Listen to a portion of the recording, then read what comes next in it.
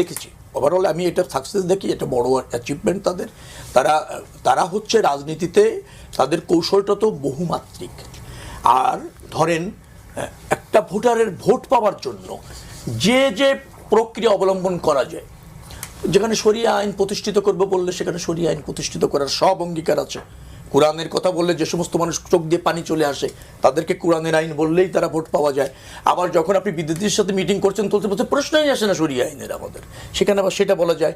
হিন্দু ভাইদের কাছে আগে বলা যায় যে দেখুন আওয়ামী লীগ বিএনপি দ্বন্দ্ব নেই, আমরা সংখ্যালঘুদের আমাদের শাখা খুলেছি, এখানে থাকেন, একজনকে প্রার্থীও বানিয়ে দিলেন হিন্দুদের মধ্য থেকে।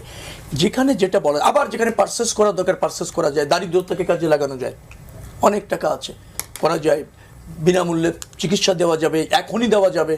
আবার ওই এলাকায় একজন চিকিৎসা ইসে আছেন, ধরেন অসুস্থ অবস্থায় আছেন, সেই পরিবারকে একজন নিয়ে গেল, এখনই নিয়ে বিভিন্ন হাসপাতালে ভর্তি করে দেওয়া হলো, যে দেখেন যে রুগী